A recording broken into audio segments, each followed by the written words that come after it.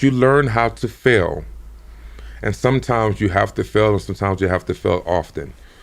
Then you're gonna truly know how to succeed. If you don't know how to fail, then you're never gonna grow, because when you fail, you're gonna learn.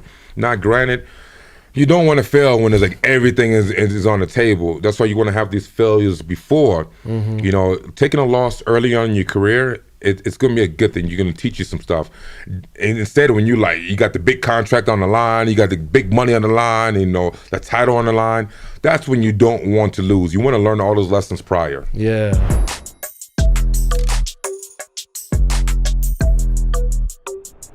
Welcome, everyone, to another episode of the Robert Patton Global Podcast. I'm here with Gilbert and Elijah Smith, father and son duo.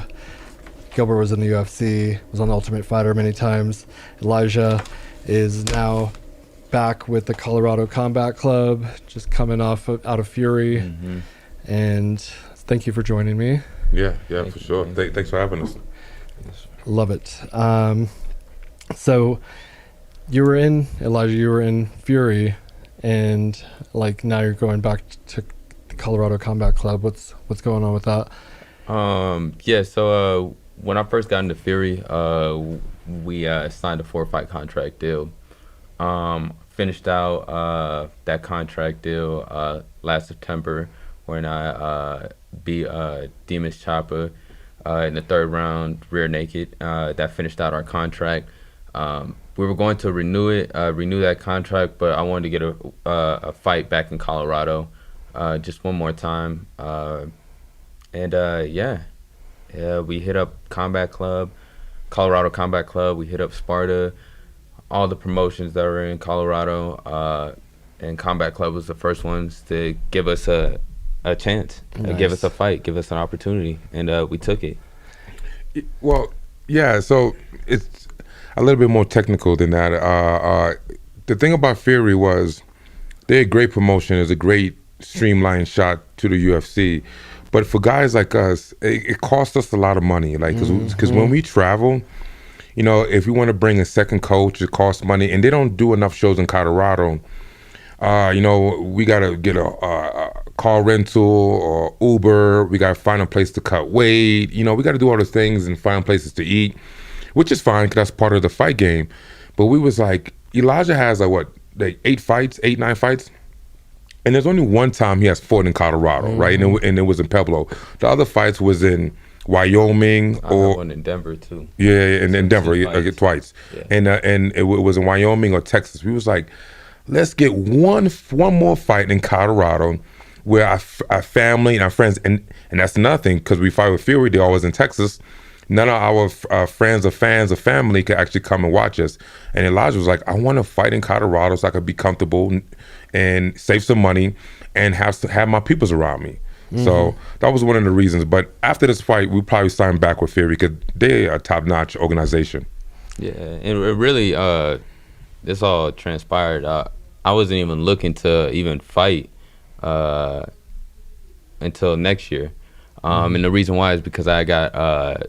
it's called PRK, almost like LASIK eye surgery. Okay. So I thought I would be out for the rest of the year, but comes to find out, I guess I'm just freshly turned 21, so I guess I heal pretty fast. Got those natural stem cells. I'm going to be going to Puerto Vallarta early next year to get stem cells, but you got them flowing through your Yeah, I guess I got to do more research in this whole stem cell thing. I don't know too much about it, but all the athletes are talking about it, especially when it comes to injury recovery and stuff. Yeah, exactly. Injury recovery, faster healing. If you have persistent ailments, I have a meniscus tear that's still kind of bothering me, and I broke my elbow, which I don't think that's gonna fix. It doesn't fix bones, but it's going to maybe strengthen up everything around it. And I was talking with Jacob from Iridium. I'm sure you guys... Yeah, do you guys work with Iridium? Yeah, okay. He's actually signed under them. Okay. Well, there you go. So it's the same place that he's sending their athletes to. I was in Vegas recently, and he suggested it. I was just going to go to Tijuana, Mm. because that's where there's another major stem cell place there, and it is actually like way closer. When you find out how far Puerto Vallarta is, you might rethink that. It's like a 8-hour flight and there are no direct flights, but I'm still gonna go because I've already kind of been talking to the doctor there, and we have a treatment plan. And I also want to do it for like the anti kind of aging, kind of just Slow down that aging preserve. process. Yeah. So wait, so is stem cells? And once again, I'm not educated on this. Is stem cells like illegal in the United States for everybody's going outside the United States? You can do them in the United States, but you can't do them at the level of quantity that is going to just really make a huge difference. They limit how many stem cells can be administered in the United States, and if you want to just get like the ultra blast, you got to go outside of the country. Got it. You know how the United States is. Yeah. I just be worried, man. Like, you Yeah. know, you hear a lot of like, especially people do like elective surgeries and they go outside of the United States, and sometimes you hear some scary stories. But I'm assuming you go into reputable companies that have had a long-standing history of doing, you know, some good work. This guy's from Denver, and he just had to set up shop down there because of all the regulations. So that helps with and just getting a proper recommendation.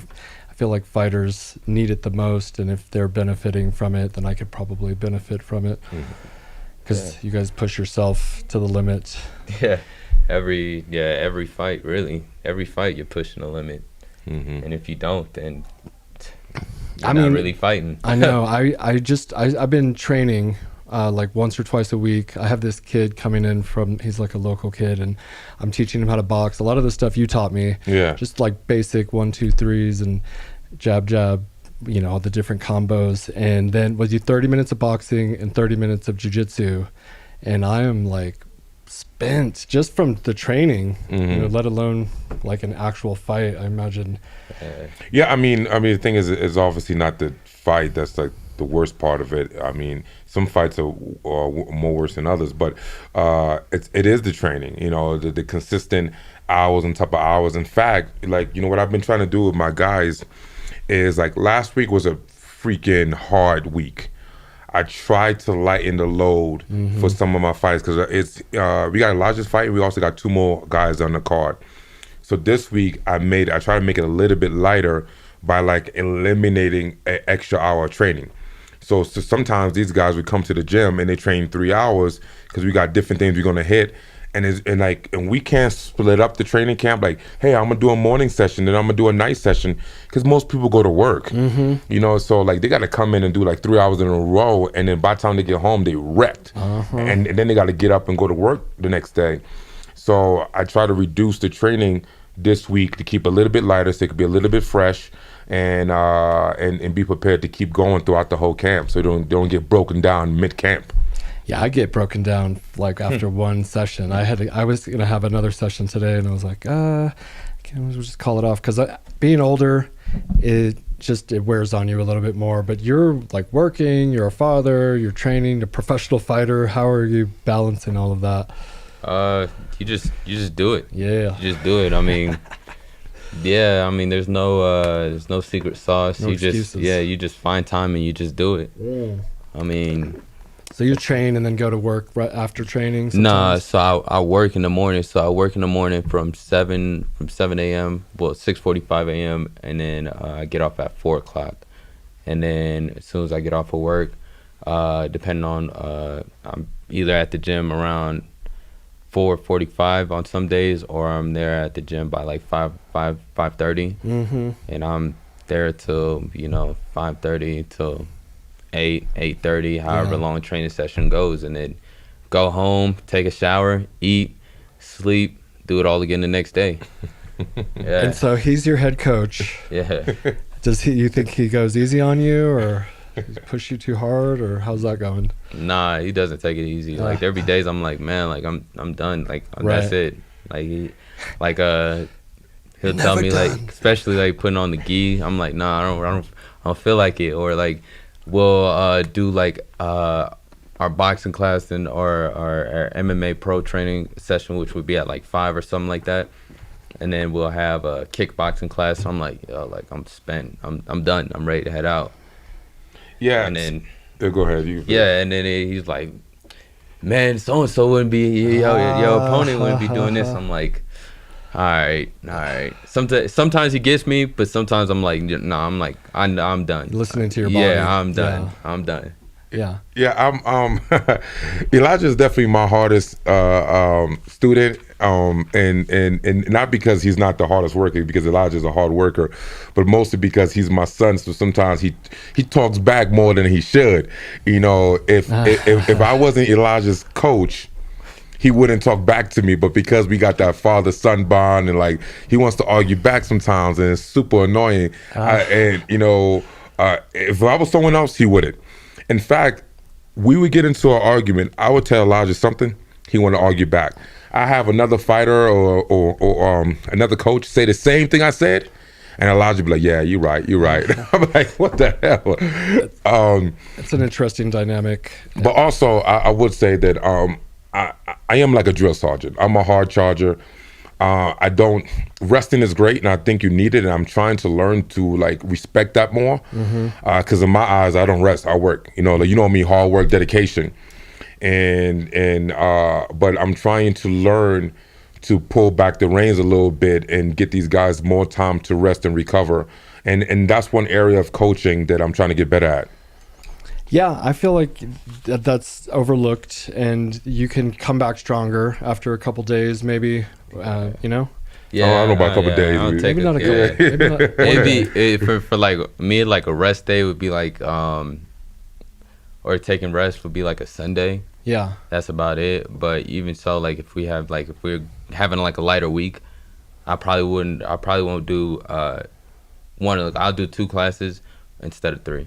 Yeah. So that'd be like, and then substituting that third class would be with like some type of strength and conditioning, something like that, instead of doing the class. Yeah, like I will tell them, man, like, okay, guys, let's say for instance, yesterday, which was Thursday, that was our pad work day. That I hold pads for all the fighters, and then we just do some gi work, which is just grappling, and afterwards at 8, we do kickboxing. So we do pad work, gi,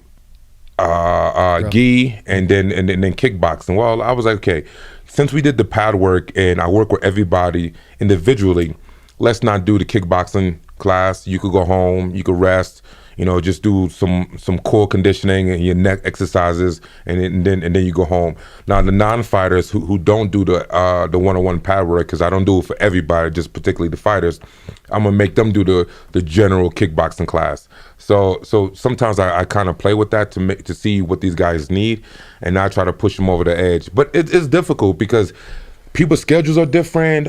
People need different things, and to me it's like, I don't know, like I said, I just love working, man. I love training, I love working, but I do gotta respect that people need like some time off.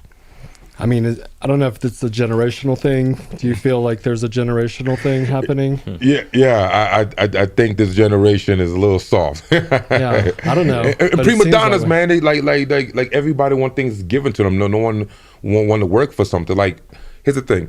I want the type of guy, like I told you this before, I want the type of guy that I have to force to go home. Yeah. Like, hey man, you're doing too much. Yeah. Take a rest. Yeah. Okay. I don't want the guy that I have to call or text and say, hey man, where you at? And you're like, oh, I'm missing. Like, nah, man, what are you talking about? We got a big fight. So let's go. Yeah. I mean, if you're winning every fight, then of course, like, there's something there. But I think maybe sometimes losing can kind of reframe a perspective. And you had a loss recently. Yeah. I mean, the loss can take you either up or down. You know, it's either you take a loss and you're like, now you're just ready to quit, like you feel like you ain't got it, right? Or you take a loss and now you're ready to make a comeback.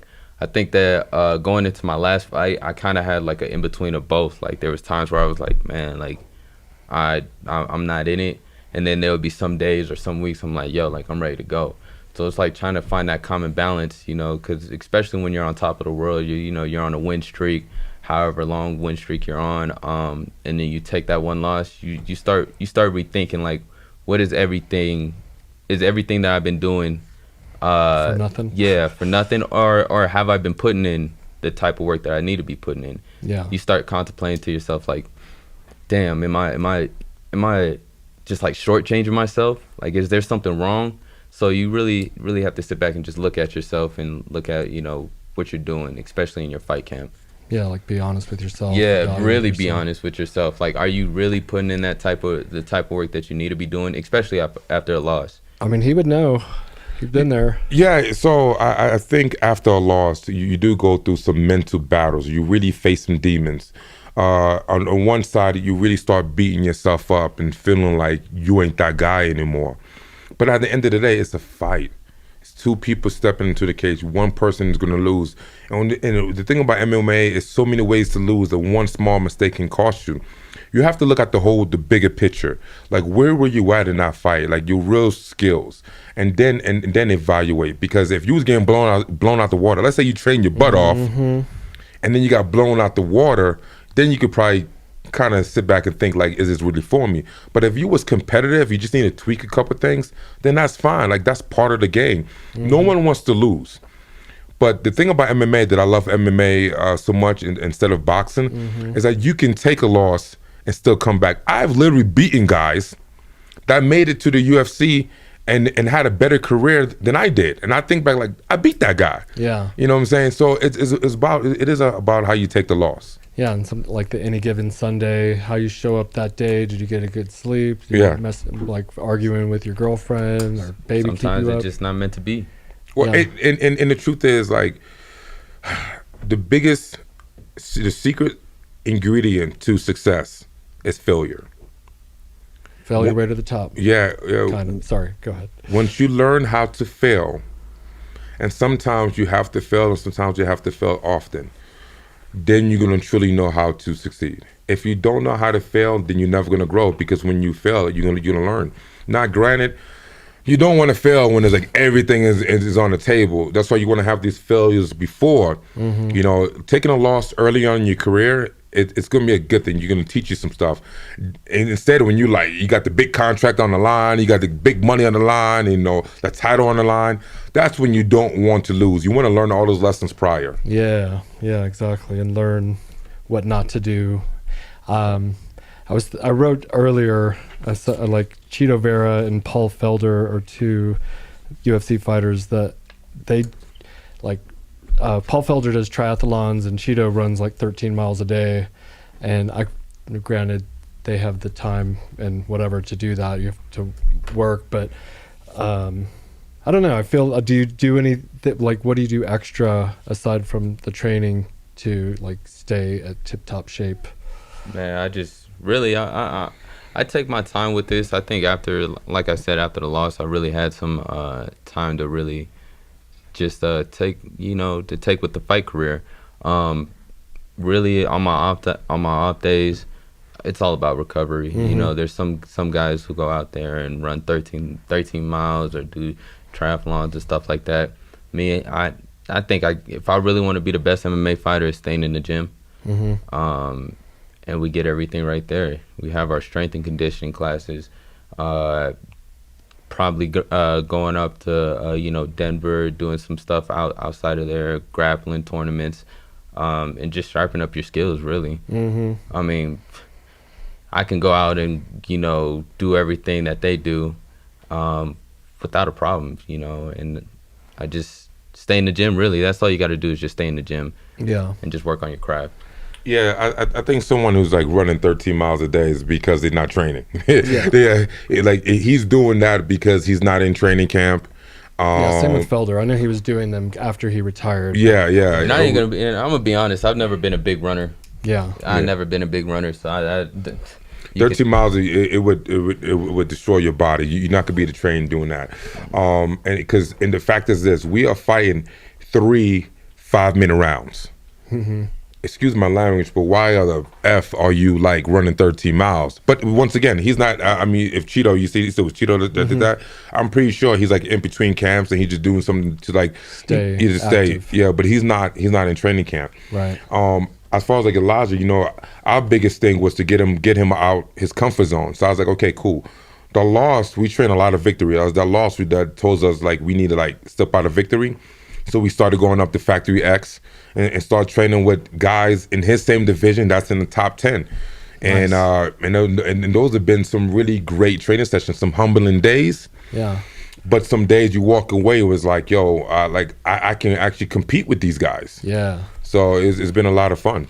I went up to, I think it was elevation, high elevation. Yeah, yeah. Is that similar? I have no idea. Well, yeah, yeah. So I mean, they like compete in teams. You know, Yeah. you got Factory X down the street and Elevation. They're actually not even too far from each other. Yeah. You know, and then you also got Genesis Fight Team. So you got like a lot of big gyms in Denver with big UFC caliber type fighters. But yeah, it's the same thing, just different coaches and different fighters. Who notably is at Factory X? Well, the head coach is Mark Montoya, and he's one of the top coaches in the UFC. He actually coached me in the later part of my career. You got Dustin Jacoby, Anthony Smith. Oh, Anthony Smith. Brandon Royval. Yeah, he's fighting for the title. Yeah. You know, okay, that's the dude. yeah, He's yeah, yeah, I fighting, mean- Yeah. Pantoja. Right. Yeah. He came up through the system through them. I mean, they got a bunch of guys there.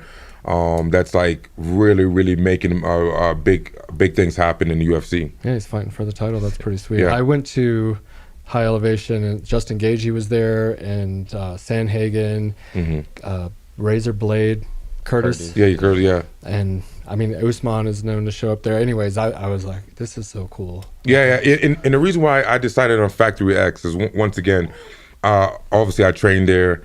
I have a deep relationship with Mark Montoya. In fact, my belt that I won is hanging on the wall. So I had a lot of history in that building, and I felt it was super comfortable. And when they accept the sin, because Mark Montoya, he don't allow outside fighters to come in and do cross training, but because of the history we have, he let me come in and bring my son, and they welcomed us in like family, man. It was just a lot of fun to being up there.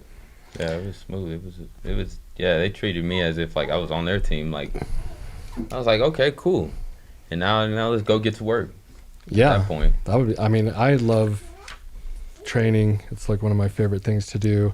I had this thought about being like an obsessiveness, and when it comes to being the best, there's those out there that just like, there's just like a burning obsession. Like you almost like can't think of anything else. And that's how I am with Sheath.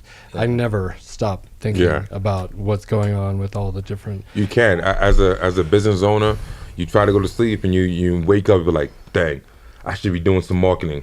And you try to go to sleep like, dang, you think about clients and product and services. You never get a chance to rest. And I think as a fighter, you are your own business. So like you spend a lot of times thinking about how you could be better, and not just inside the cage, but also outside the cage. Like the life choices you have to start to choose to decide if this is what you want to do. Then you got to start to sacrifice, and sometimes that's difficult. Yeah, it all like plays a part. I also think that like obviously you have the physical aspect of the fight game, but then like the mental and what do you do on the mental side to on the mental stay side sharp? for me to like really, like I said, those days off that I get to chill out, I try not to think too much about fighting or training at all. It's almost like a reset before I go into the week. Just chill out, probably hang out with the boys, watch some football, chill with my daughter, go take her out, go to a trampoline place, go play, go to the movies, live a fun life, for one quick second, just forget about all the stress. Yeah. Because fighting could come with a lot of stress between, one, the fight, two, trying to figure out, for some people, luckily I have my dad, but some guys, they have to figure out how they're going to fund their fight camp, getting sponsorships, training, of course, cutting weight, those are that's a lot of stress for somebody, going through a fight camp, and, just to take that one day off and just live like a normal human. Yeah. I feel like it would be stressful potentially, trying to either like live up to his expectations or like not let him down, or I'm not sure if that plays any kind of part. No, the only thing that I ever felt was really letting myself down. Yeah. I always knew, like, when I was growing up, I was like, man, I knew I was gonna be an athlete. I didn't think I would be a professional MMA fighter. I knew I had the talents and the capability to be something special. So I just always knew I had to prove it to myself. So I think that's the type. I think that's my self pressure. I put a lot of pressure on myself because some days I'm like, man, I know I'm better than what I put out. So I'm always trying to figure out how to get better, how to not fail my younger self. Mm-hmm. You know, the person that I always dreamed about being. Yeah. Yeah, I mean, hell, I feel a lot of anxiety and pressure too. I mean, as a coach, I would say he probably has more pressure.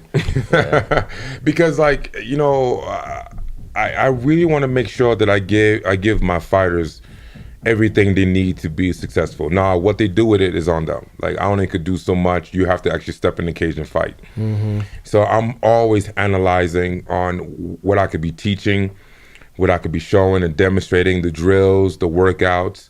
I'm always studying. Like, I'm always on my phone looking at other stuff that other people doing. How can I bring that to the gym? It's a constant growth that I have to keep doing. I can never settle and be like, okay, I got it. I got the sauce. I know the science because I'm always learning. And the fact is, it's hard to sit back and watch your son, even like my other fighters, even my friends, because these guys become like my brothers. And definitely my son, it's hard to sit back and watch them take punches and get kicked and get choked, and like it's hard to watch that. And I have to not only watch it, I have to like be they rock. Like, I can't get sad and get depressed or get worried and get anxiety because then when they feel that, transfers over. Right, it does. So when they feel that, I have to be that support, that positive reinforcement. Even like in the fight, round for round, you lost our last round. I gotta be the guy to go in there to give you some advice and to tell you we can still win this. Pep talk. Although I could be thinking back in my head like, damn, we just got our ass whooped. So it's a tough game, man. Even just coaching. It ain't over till it's over. Yeah. I had a couple of things there, but I want to suggest like meditation, like on your days off. I don't know if you've ever tried it, but it's more of like, I guess, something older people do, I think, and because like younger people are like, I can't be sitting still like this, but like you go, it's kind of like sleeping, I guess, but you just like dip yourself into the depth of rest, like you get like this super deep rest that energizes you when you come out of the meditation, and it brings like mental clarity and physical like and all recovery. That. Yeah. Recovery. I've actually never really gotten into meditation either, honestly. That's just a hard thing for me, man. It's a hard thing for me to sit there and just like. I think me is just the fact that I'm an overthinker. Yeah. So I sit there, and if I sit there too long and it gets too quiet, I start thinking like a million different things. Well, that's the point of doing the meditation, to stop the thoughts. And I'm like, man, hold on, time out. I can't. I feel like there's a lot of voices in my head that start to talk. But I mean, I think that just takes practice on meditation. Like, you can't just do it one time. You got to keep doing it. Yeah, and like you have a coach for fighting. I have a meditation coach, and it sounds. And you only go like once or twice ever in your life, probably, or a few times, but I find it, as a business owner, and I'm always like physically active and pushing myself to the limit in a lot of ways. I need it, and when So let's talk about that, right? Because I remember one year you came and worked out with us. It was a New Year's workout, and I went around the gym and I asked everybody, "What is your New Year's resolution?" And I remember you saying, like, it was to run $1 million company, and you seem to be doing that. Yeah, definitely.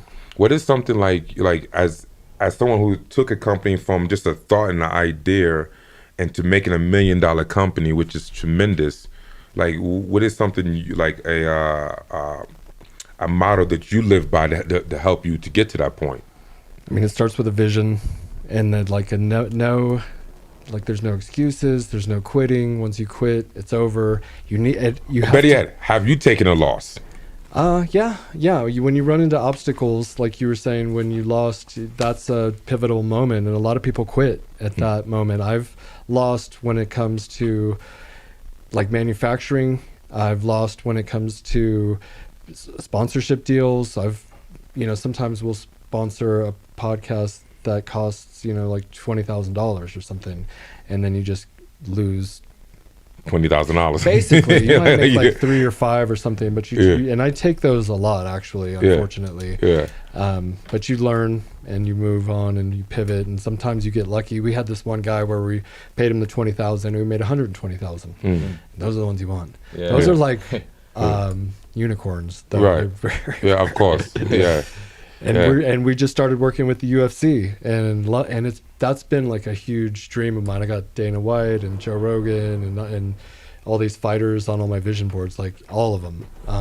Like not all my vision boards have fighters, not all the fighters. Yeah. But so we're there, and is it gonna be this unicorn ROI? It's hard. It's tough to tell because it's like a NASCAR.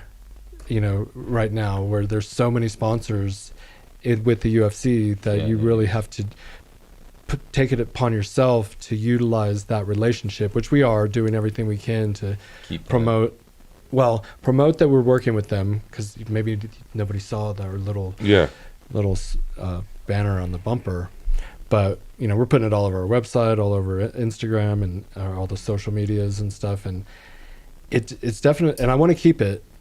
So we're still in an evaluation. Have you ever thought like getting to the point, like how like The Rock is like they has all their shoes and stuff? Yeah. Be like people that like that be like there's UFC fighter signature. Actually, have you ever thought about making fight shorts? Have I thought about it? Yeah, we have. Yeah, we make some. Kel has made us some. Yeah. But those aren't.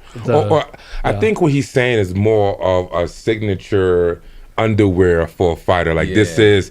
Because you kind of did it with Cowboy, the BMF, when like, because obviously the UFC has like signature T-shirts. Like I think one of the most famous signature T-shirt was the freaking Korean Zombie. Oh, really? I think everybody had one of those shirts. Okay. I think it's definitely probably one of the most popular signature T-shirts. So you take like a fighter in whatever brand or logo, and you just put it on the underwear, and like have all these fans and whatnot just wear their underwear, which would be interesting. That's actually the goal, because every fighter weighs in their underwear. But right now, the UFC has Venom as their major sponsor. Yeah. So but our foot is in the door, and we just want to try to like maintain.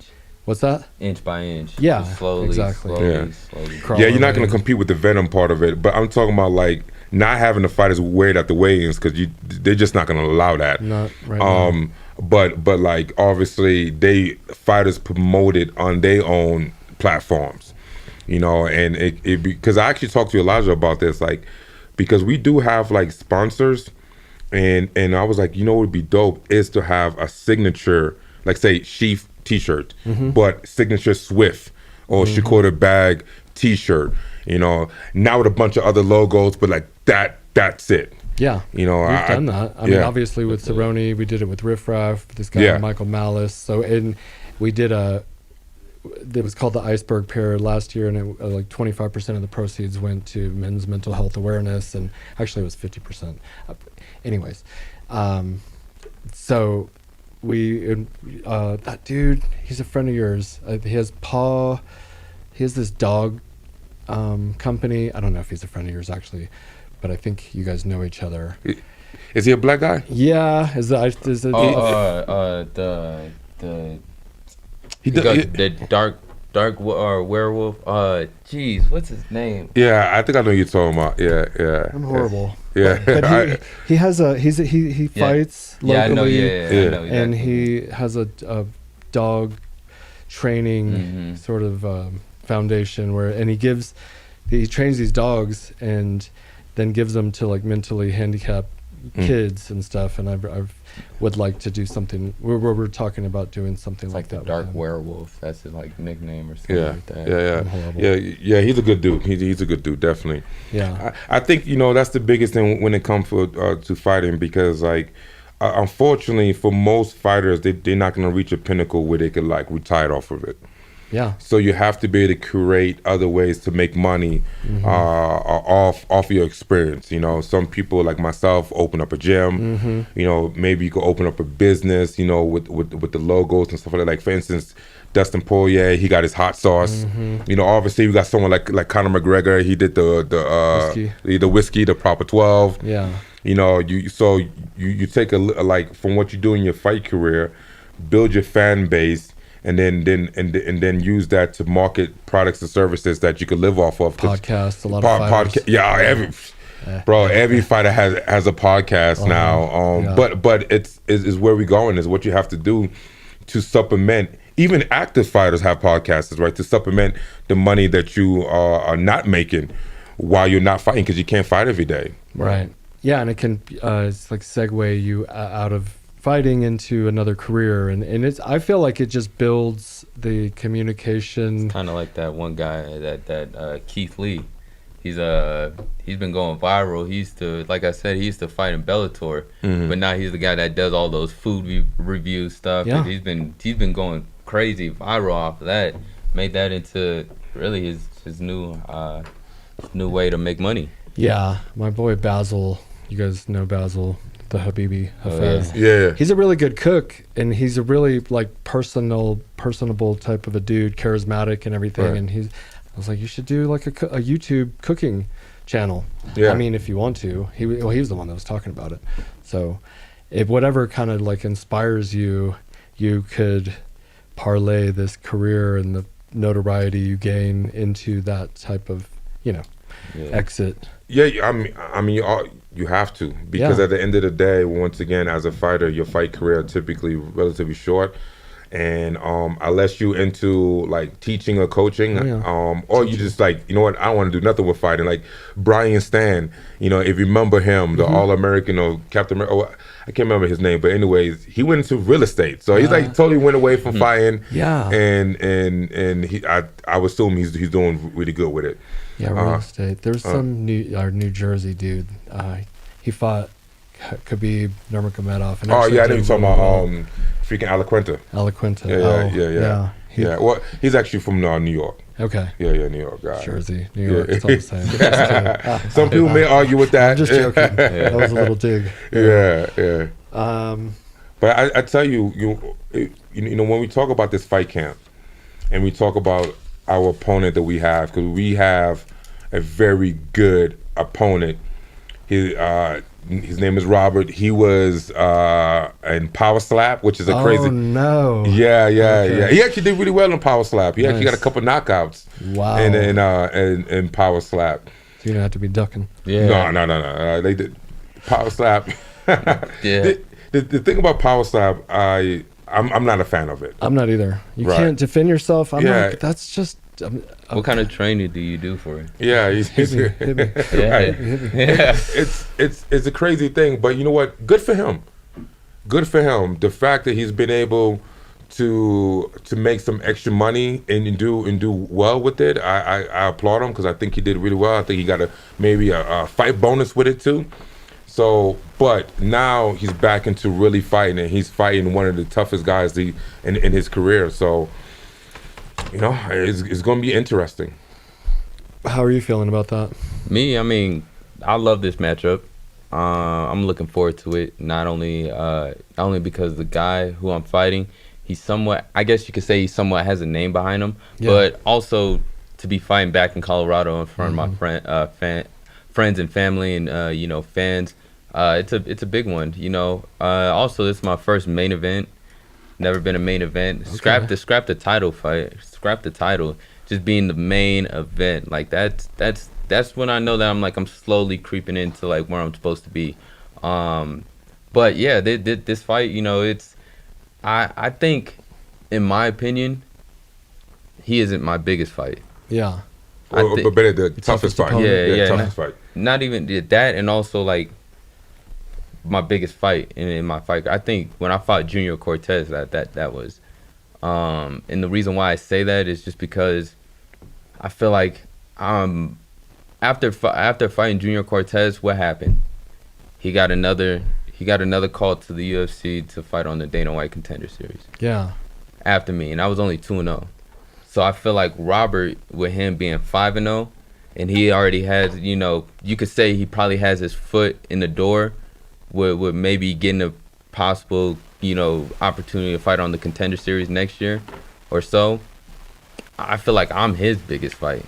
Yeah. And I really am. If you look at all the guys that he's fought, I am his biggest fight. So there's a lot of pressure. I feel like there's more pressure on him than there is on me. But I'm going into this fight thinking like I'm fighting a world champ. Yeah. I mean, you got to. You got to believe that this guy is coming with his best. Mm-hmm. Because I hope he comes with his best. Well, I mean, I hope he doesn't come with his best.